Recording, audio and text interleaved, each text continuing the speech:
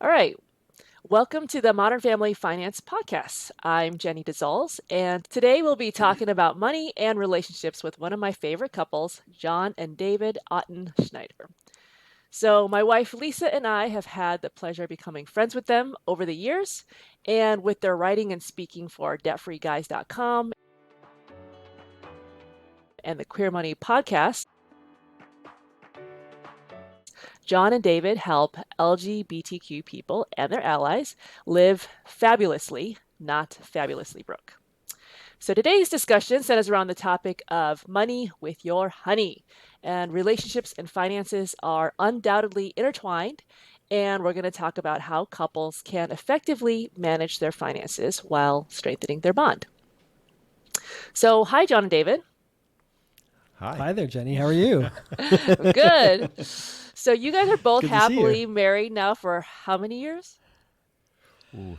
Oh. It was so funny. I was just thinking about this literally before we got on this call. We crossed 20 years we've been together for 20 years. In January, we've been married for Officially 5.5. 2017. We did the show in 2018. Yeah. So 6.5.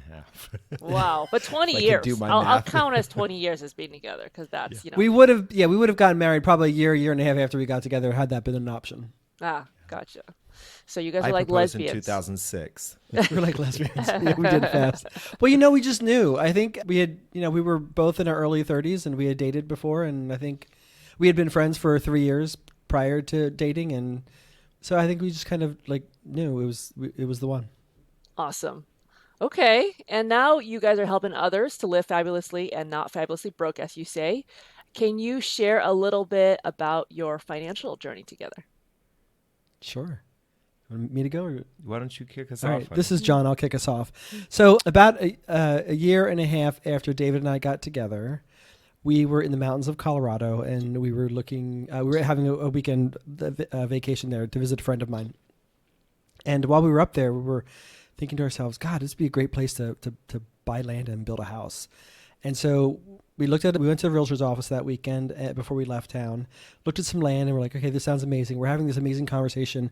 And we decide we head out of town to head back home. And we start to have the discussion of, okay, well, what can we afford?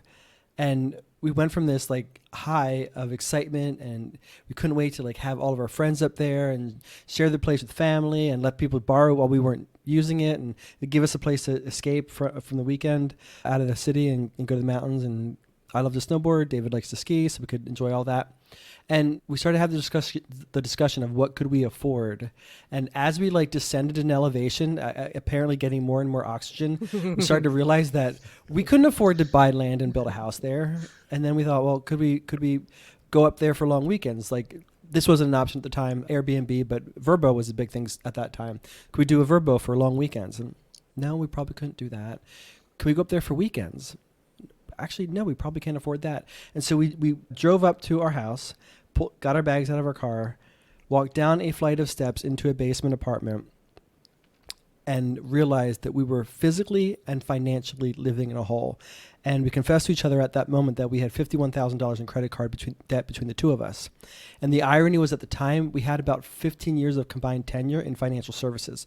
So here we were, literally helping other people invest, save for retirement, help them pay off debt, build emergency savings, all that stuff, but we weren't applying it to our own lives. And that was sort of our rock bottom moment when we realized that we were a cliche. We had all the designer clothing. We were going to make amazing vacations. We were at all the happy hours and all the galas that the community was putting on, doing all sorts of fancy traveling. And by and large, on the exterior, things looked amazing. But we were a cliche, but the gay cliche of being fabulously broke. And that was kind of what got us on our journey of paying off our debt, and then eventually we became the Debt Free Guys and Queer Money podcast host. Well, that was a long eventually, right? So a lot of hard work in the eventually part. Yeah, it took a minute. Yeah, as a matter of fact, during that time period, John and I, after we paid off our debt, was right when the financial crisis hit. So that was 2008. And we looked around and we saw lots of people nationally from the media, but also within our own community, people who were living exactly the way that we had been living, right? People who were using their homes as ATMs so they could take vacations, so they could do all the things that they thought that they needed to in life. And we were like, you know what? I think there's some people we could help with this.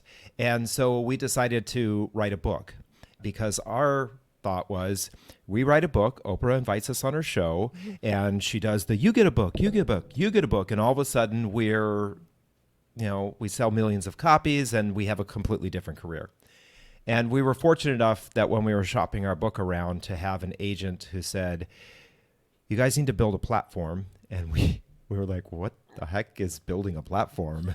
And so, you need something like a blog or a podcast or a TV show, a radio show. You need something where you already have an audience that will help buy or launch the book, right? You need an audience who will be receptive to that.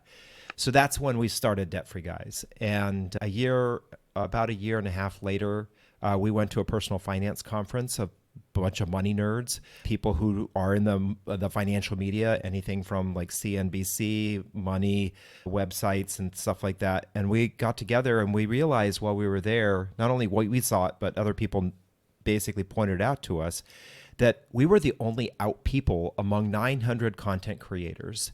And literally one person said to us sitting across from us at dinner, stop trying to be Dave Ramsey. Dave Ramsey has it covered. You guys need to be talking to your audience. You need to be talking to the LGBT community, because no one else is. And that's when John and I said that we need to go back and rethink this and what it is we talk about and who we focus on. And that's when the Queer Money podcast was launched. And as they say, the rest is history. We are in our ninth year of recording our podcast now.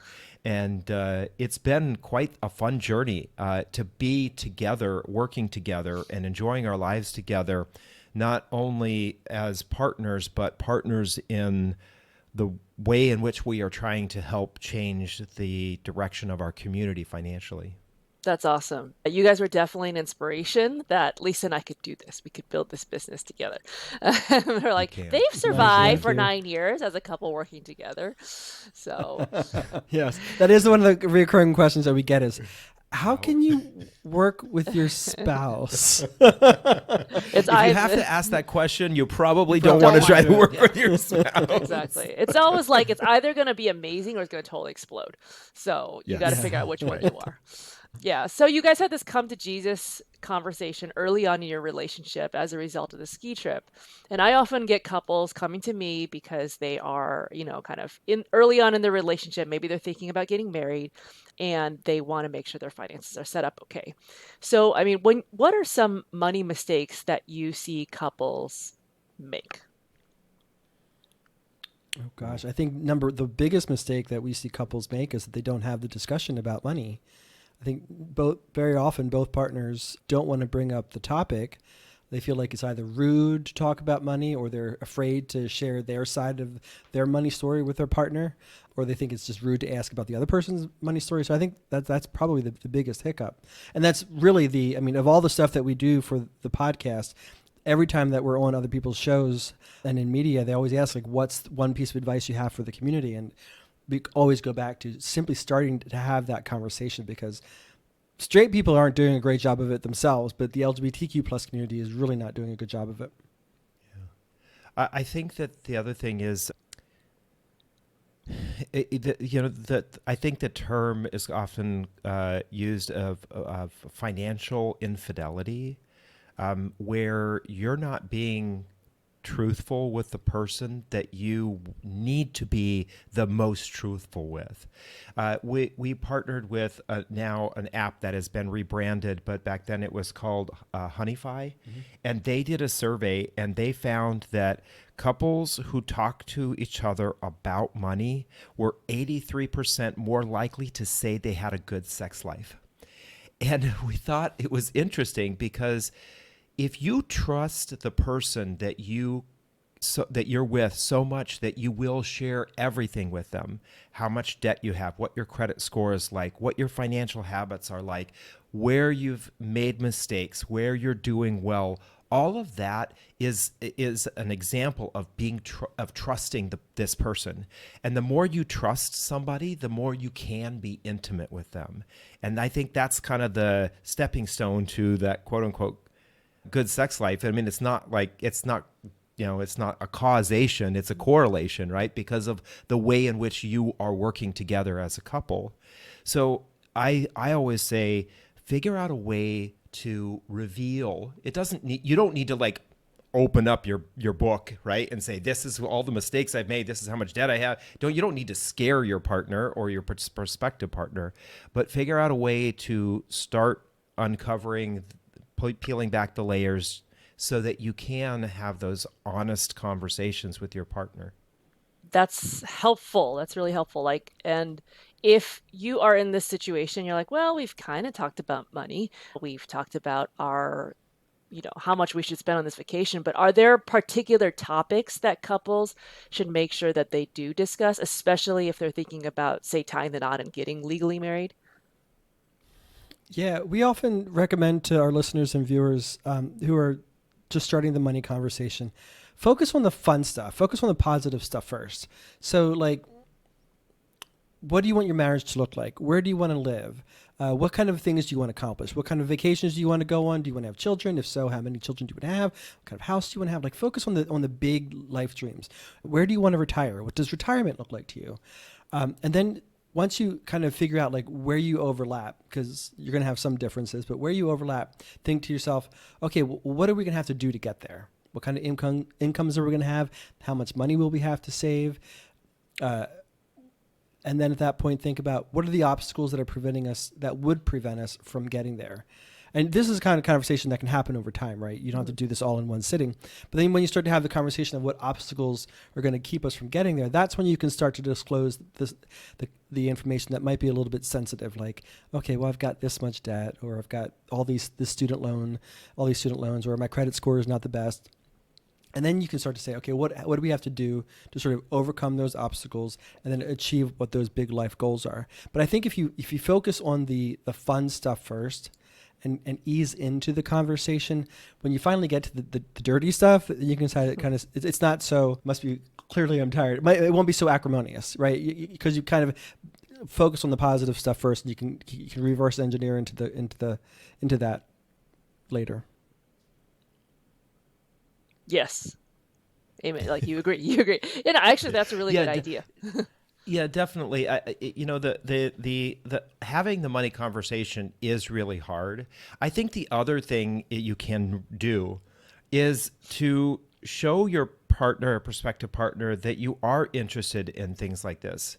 Literally, if you're listening to this podcast, you are interested in topics like this, right? So let them know, hey, I was listening to this podcast and I heard these guys talking about X, Y, and Z, or I heard these people talking about whatever it is, and then blame it on whoever the podcast you're listening to, or the YouTube video you watched, or the blog post you read, or the article you read on a CNBC or something like that. Blame it on that and say, you know what, that made me think. It made me think about us. Where do you think we stand in this, in that? Do you think we could get there, or do you think we could do that, or do you think we have a problem with this? Because they said that if we did have a problem with this, then this is something we could do. And you're kind of almost saying, hey, I didn't really come up with this on my own. I was sparked by this conversation I heard or what I read. And then it's pretty easy to not feel like you're being confronted by your partner or confronting your partner with something that could potentially be a dangerous topic, right? And blow up a relationship. Yeah, that makes sense.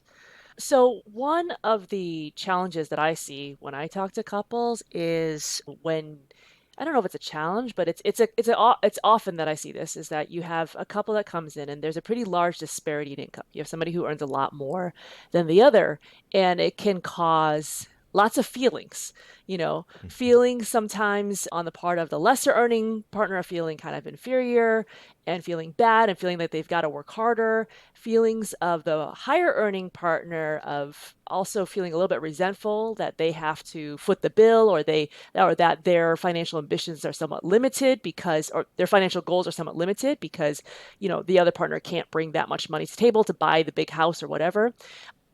I guess, how have you seen this play out, and how do you recommend couples manage a situation like that? So I'll speak from personal experience. My partner before I met John was 8 years older than me, came from a family of wealth, and had a business that he had started and made a lot of money.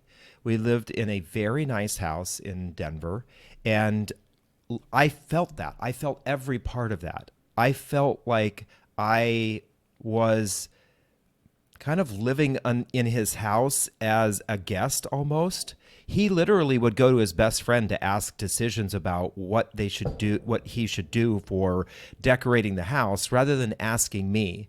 And so those kind of disparities of income can really affect the relationship. If you do have those kinds of feelings, it's important to try to uncover them with your partner. Explain to your partner, hey, I'm having these feelings. Is this right, or is this, is this incorrect that I'm feeling this way? And that's again going back to that honesty and trust with your partner.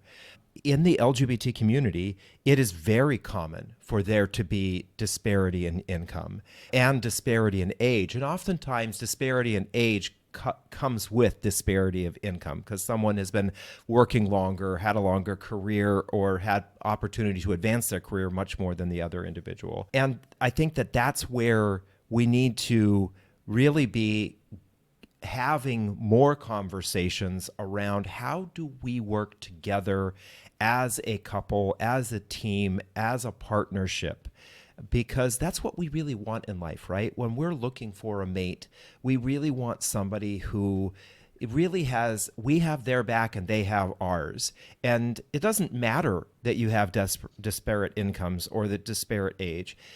As long as you are a couple that has strength and bond together and trust each other, then all of those things can be easily dealt with as long as you're honest with each other.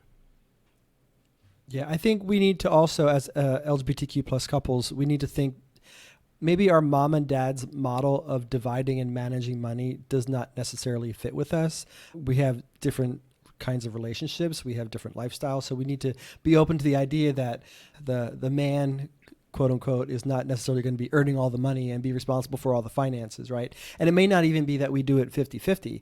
We have to figure out what works for us. It could be 50-50. It could be that each person brings to the table what they can. It could be that I buy some stuff and he buys other stuff, or you split finances in some way, shape, or form. I'll cover the mortgage, he covers the travel expenses, whatever the case may be. I think we have to be open and honest with what we're able to afford and what we're comfortable doing as a partnership in such a way that it aligns with our long-term financial goals. And I would go back to the beginning of the conversation that we had, is focus on what your big goals are first and then kind of reverse engineer into that. And in that discussion, you can have, okay, what makes sense for us to divide our finances? If you're a multimillionaire and I'm just starting my career out, right, it's going to be hard to say that it can't be 50-50. And both parties could eventually become resentful if it's not discussed openly and you don't manage your financial relationship accordingly. And I think we also have to be open to the idea that the ideal way of managing our finances as a couple or as a family might evolve over time. And we need to be able to adapt to that, right? Because the older person might retire and then all of a sudden their income drops precipitously and the younger person could be earning more money. And so how do we manage that? So be open to having this conversation regularly. This isn't just something that you say, a conversation you have before you get married or right after you get married. It's a conversation to have over a lifetime. Yeah. I'll use another example if you don't mind. I had a conversation with Tim Gill. For folks who are not familiar, Tim Gill is one of the largest donors to LGBT causes in the United States. Literally, this is a man who sold a company for $800 million. His husband is younger than him and clearly he's never going to be in that position to be earning or have that kind of money.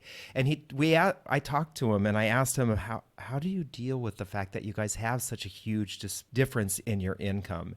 And he said, I told Scott, his husband, he said, I told Scott, there are certain things that I want to do in my life because I now have all of this success. And I want you to be there with me when I'm doing them. I don't need for you to feel like you need to have this be fair, because what is fair is that I get to live the life that I've built and enjoy the life I've built with you. And you get to enjoy the life that you built, and I get to enjoy that with you. And that's I think that's where that understanding where we are coming from, what we have as can be a balance of equals when it comes to those kinds of conversations. Don't hold yourself back, or don't feel like you're holding someone back if they make more money than you or you make more money than them. Have an honest conversation with them, and then let the cards fall where they fall, so that you can be happy in your relationship. Yeah, love that. And you guys have started, I think John started talking a bit about this already, but what are some ways that couples can manage their expenses together? I mean, you're never going to have something where it's going to be absolutely the same salary, right? So there's always going to be some difference. And I know there's probably no right way, but can you give some examples of how you've either done it in your own life or seen other people do it, managing expenses when you have one house, one household, but you're also like, I don't want to just throw everything into one pot like my mom and dad did. I think that there are really basically three ways to break it down. One is the 50-50 split, right? If your incomes are close to being the same, then you may have one pot, or you may have two accounts, but you both are paying 50-50 on the mortgage, on the utilities, on the vacations, on the groceries. You kind of have a pot where you both put money in and you pay half, right? The other option is the percentage split, and that is oftentimes the way that people who have large differences in income will split the finances. If you're making 50% more than your partner, then you're probably going to pay 50% more of the bills if you're doing a 50 or a percentage split. And then the last one is that you come to John kind of alluded to this, you come to some sort of agreement where I pay these bills and you pay those bills. If yours go up, then you pay more. If mine go up, then I pay more. That's just the way we're going to divide it based on the kinds of things that we want to pay for. And one of the nice things about that, doing that kind of split, is then we each get to maybe pick things that we really want in life, right? So if you're with a partner who wants to have a nicer home and you're going to do that kind of split, well, then they can pay for that mortgage, or they pay for a larger percentage of that mortgage. If you have a partner that absolutely loves travel, then they can pay for that all of that travel, or a larger portion of that travel. It allows you to use your money that you are earning to get what you want in life, and feel like what you're earning is actually contributing to you having the life that you want, rather than feeling like your partner or you are holding your partner back. John, anything else you want to add? Oh, he covered all three. Okay, yeah, awesome. Yeah, no, those are great. And do you feel like it's important to divulge all spending to your partner? Do you, John? Do you? I'm just kidding. Back to David's point earlier, you don't want to commit financial infidelity. But I think what you can do as a couple is say, we've got this pot of money and this is where most of our finances are managed out of. And then we both have our respective pots, and it's none of your business how I spend my money on that. And we know a lot of couples who do that. So I don't think you necessarily have to divulge everything. But what we have also seen is couples who, in situations where one partner will behind the scenes secretly rack up hundreds of thousands of dollars of debt on their credit card. And then suddenly it's the responsibility of both parties to figure figure out how to pay all that debt off. So that's kind of the financial infidelity, that it's not fair to just spring on your partner. But if you each have your own little cash accounts and you want to be able to buy those shoes or go on to the coffee shop or go on that vacation, even if you want to, without having to itemize every expense and showing it to your partner, I don't think it's necessary, as long as you've come to the agreement that that's okay between the two of you. Right, husband? Right. That being said, I think one of the stories John and I love to tell is us sitting. We just had gone to the gym. We're sitting in the parking lot at Whole Foods, and we got into a fight over buying a $1.79 head of lettuce because I have a scarcity mindset background. Right. I came from a family where my sister and I got our lunches for 10 cents at school. We were low income for a time period. And so I came from that mindset of I need to be really, really controlling with my money. I wasn't good with how I spent it, but I was still controlling my money, which is interesting because there are people who are great with their money because they're controlling with their money. And there are people who are really bad with their money because they're controlling with their money. Mm-hmm. And that kind of triggered a conversation with us about why did we have this fight? Why do we need to do that? And that unpacked a little bit more of my background or my history of I need to learn to let go of this scarcity mindset. Yeah. Tell me how you do that. Girlfriend, that is a lifetime of yes, therapy. Yes, me too. It really is. I think it is. That's a important topic to have, a conversation to have with your partner after you've had all these other conversations, is to start talking about what informs your money story. What was money like when you were a kid? Mm-hmm. What was your household like? How did your mom and dad treat money? What kinds of things did they say about money? Were they the kind of people that money doesn't grow on trees? We can never afford that. Those kinds of things can set people up to have that scarcity mindset. At the same time, they can set people up to say, I don't ever want to live that way, and actually go the opposite direction, where hoarding money or thinking they have to have tons of money to be comfortable or safe. So what kind of mindset you have with money is a really good topic to talk with your partner about, especially later on. Yeah, love that. Yeah, I think one of the challenges that we see that's quite ubiquitous in the LGBTQ plus community is because so many of us have experienced discrimination, especially from a young age, maybe even before we could articulate that we were LGBTQ, is that we're finally in adulthood and we think our self-worth is tied to how many degrees we have, and our self-worth is tied to the income that we have, and our self-worth is tied to all the showy displays of one's means of wealth. Mm-hmm. And so we get really, really hung up on acquiring those degrees and trying to climb the corporate ladder to get those fat salaries. And you're just going to stay on that hamster wheel for the rest of your life. You're never going to be able to enjoy it. So we have to start to disconnect our self-worth with those sort of tangible things so that we can actually discover what really matters to us and really start to live a contentful, happy life in a simple way. Yeah, I agree.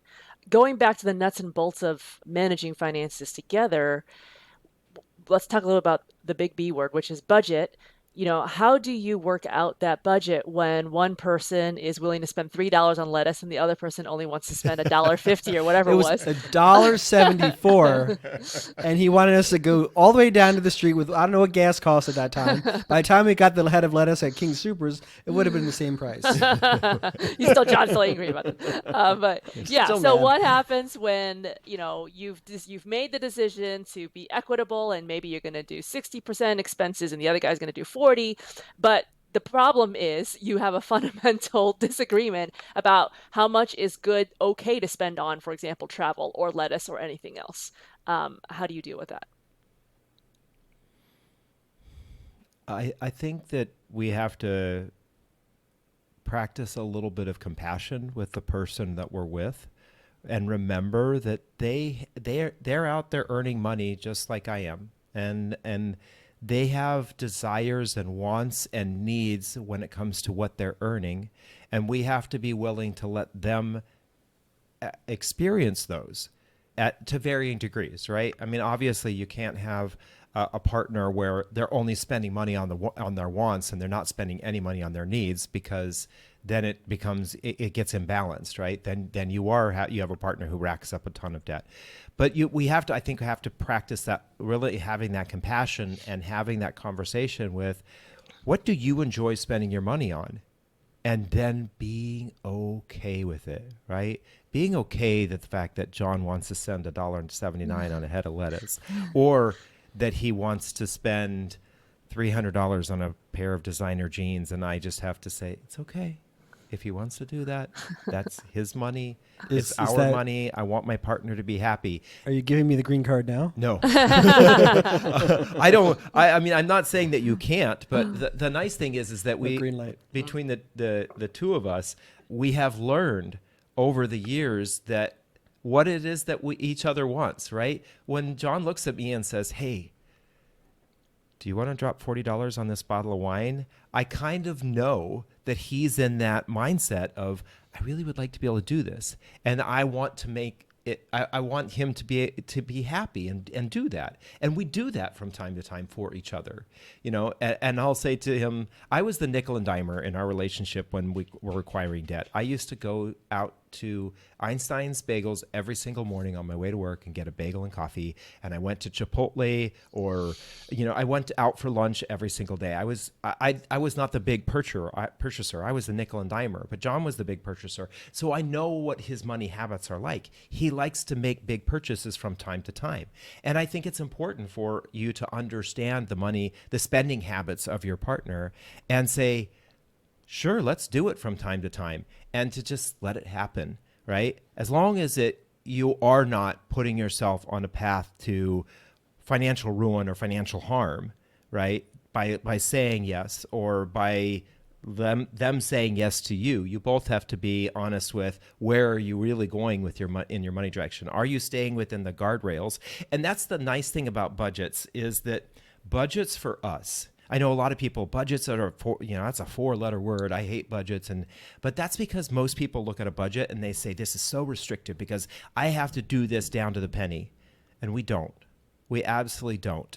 John and I have a budget, and it's our guardrails, and we operate within that, right? And so as long as we're not bumping up against the guardrails, we're doing a good job, and we can spend on whatever we want to spend on.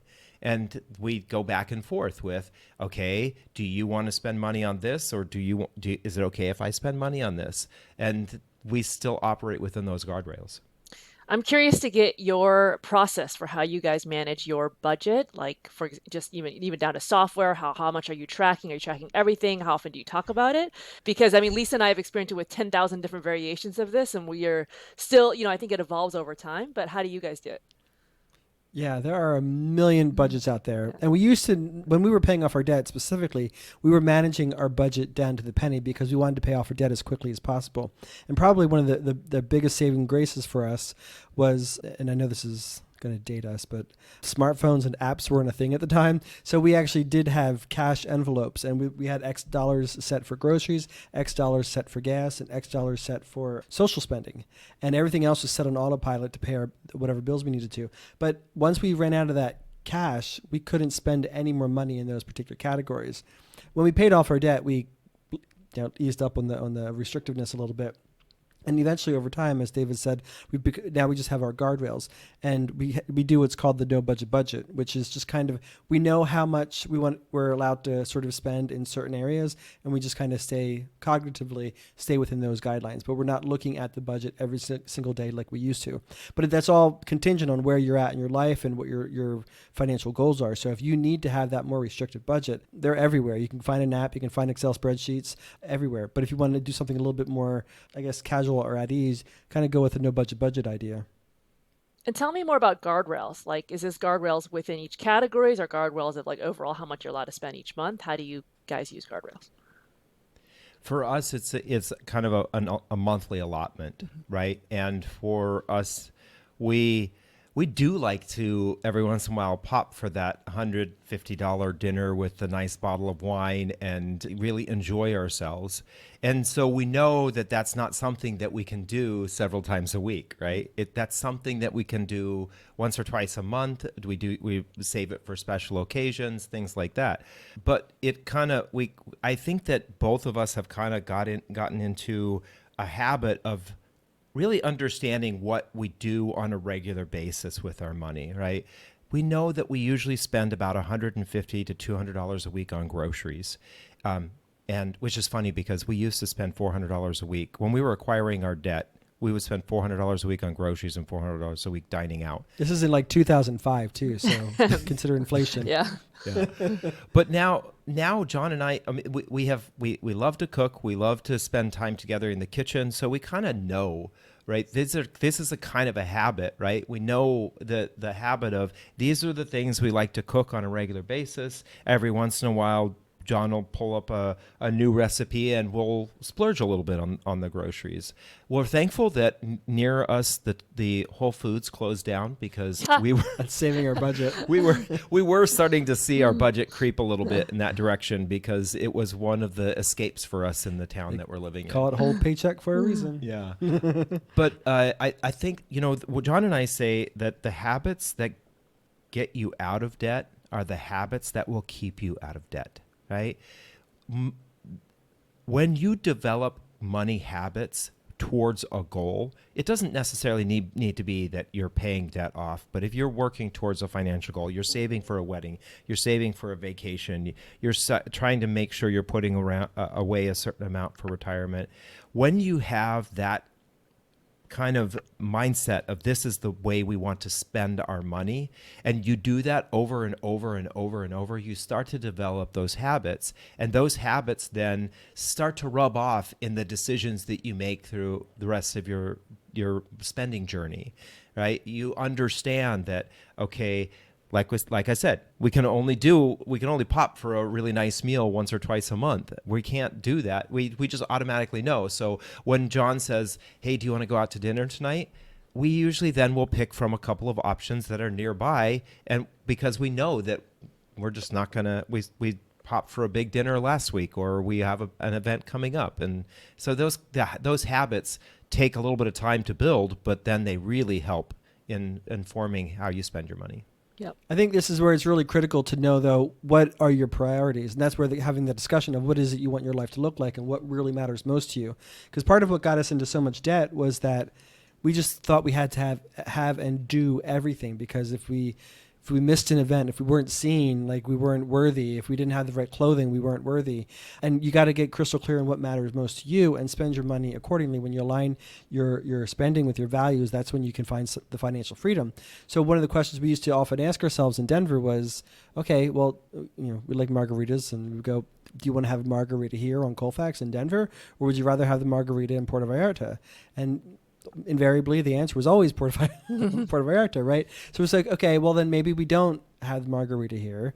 We kind of wait and we do something else so that we can go on vacation sooner. But that's where knowing what you value, knowing why you value those things, that can really help you consciously manage your budget without having to look at a spreadsheet every single day or look at an app every single day. I love that. Do you want a Puerto Vallarta here in Colfax or in Puerto Vallarta? That's easy. Yeah. Well, like John said, knowing why you want what you want in life is one of the biggest motivators to keep you on track towards your goal. Will you stray from your goal? Of course. There were plenty of times when John and I said, yeah, let's go have a margarita. I need that margarita now. I want a margarita right now. I had a really bad day at work, or I just need this. I need this right now, right? Maybe for whatever reason, I need it right now. And that's okay. That's the guardrails, right? Sometimes you bump up against guardrails and it just pushes you right back towards your goal. Absolutely. I think what you said is definitely Lisa and I's experience when we were very motivated for us, it was not so much a debt journey, but it was more a kind of how do we get out of the corporate rat race and have to stay in this pace of life? And that was our goal. for, I'd say, like 10 years. That was our goal, as we built towards the ability to be able to let go of our salaries and feel confident enough that we could do that. And now the goal that keeps us in check is to make sure that we don't overspend such that we have to go back, right? Like we want to feel like we have abundance and that we're not needing to work in order to earn to live. We want to work because we want to work. And that means we have to manage our spending so that we don't ever get in a position where we have to work because we've got to earn, because that's the only way we can pay our bills. So that's very motivating. Yeah. And you know what's interesting? I love that you said this. We want to keep our life in a place of abundance. Abundance, the definition of having an abundant life is not the same for anyone. It's different for every single person, right? Some people, an abundant life is being able to go to the coffee shop on Saturday morning with their family or meet their friends. For some people, it's being able to take that trip to Puerto Vallarta, right? You get to decide what an abundant life looks like for you and then make the decisions that help you get towards that. Yeah, love that. Thank you. Well said. Two last questions, which is one is, talking about money with your partner is great when they're willing. What happens if the other person doesn't want to talk about it? They've shut down at money. They feel like they're bad at money. They're just like, maybe they're not necessarily combative about money, but they're just like, you deal with it. You handle it. I trust you. I don't want to talk about it, So, and that I think I see that happening too, where one person has a hard time engaging the other person. And what I see happening is the person who's in charge of the money feels a lot of burden for themselves and also can begin to feel resentful. And the person who has kind of given up control also feels resentful because they feel like I'm being controlled. So how do you deal with that? Yeah, I think that's a great opportunity to find a third party, a moderator, somebody who can act as an intermediary for you. Because oftentimes what's happening is for whatever reason somebody's putting up a wall because they think the other person is judging them or controlling them or will judge them or will try to control them. So a moderator can sort of come in, a mediator can come in and sort of act as the in-between and get a conversation going and really in a pragmatic, judicious way get both parties to open up about what their money story is, because at the heart of that, there's a money story there that person's not comfortable disclosing, and clearly the partner that they're with, for whatever reason, they can't open up to them. And you see this in other topics too, right? There are numerous topics where, for whatever reason, couples just can't talk amicably about it, and that's where that intermediary can come into play, such as a financial planner. You can find a money therapist, your financial advisor. Maybe you have a friend who's really good with money who can act as that intermediary, but find a third party to sort of help broker the deal for you. Yeah, I agree. Great. Last question. Let's talk about pre and post nuptials. So first of all, what are they and when are they helpful, and how the heck do you raise this to your partner? Great question. Well, I think the kind of the definition is in the word itself, right? Pre and post nuptials. So it's a contract or an agreement that you have with your partner that is made either before or after you get married. I think that's one of the things a lot of people don't understand, is that you can actually have a post nuptial. It's the same thing. Legally, it's kind of the same thing. After you get married, you work with an attorney that draws up this agreement of what happens with your money in certain circumstances, right? If there is a divorce, if we have children, if especially in this day and age, if we bring another partner into the relationship, right? How will we interact with each other when it comes to our financial situation? And I think that the nice thing about doing that is you do work with a professional that is trained in asking really good questions about what it is that you want your financial life to look like. So it's a great way to have that. I think that there's a lot of negativity around this, because a lot of people assume that a prenuptial is a kind of a almost death sentence to our marriage, that we are going to end up getting divorced. But no, it's no different than life insurance. It is literally life insurance for your finances with what happens if your relationship changes. And like I said, lots of things can change your relationship. And again, you having the confidence and the compassion to talk with somebody, your partner, about what it is that they really want their financial life to look like before or after some sort of event is an important conversation to have. Not everybody needs or wants them, but I think that some people do need them and some people do want them, and there shouldn't be any judgment around why you want them or need them.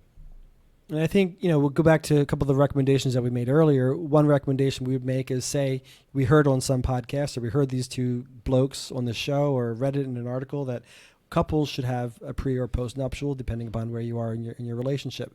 So blame it on that content creator or that article. If you don't have the courage to be able to do that yourself, then maybe that's where it makes sense again to bring in a third party. Maybe encourage your financial planner to bring the topic up when you're having a planning meeting with your spouse or your future spouse, or get somebody else to act as an intermediary for you to bring the topic up. Yeah.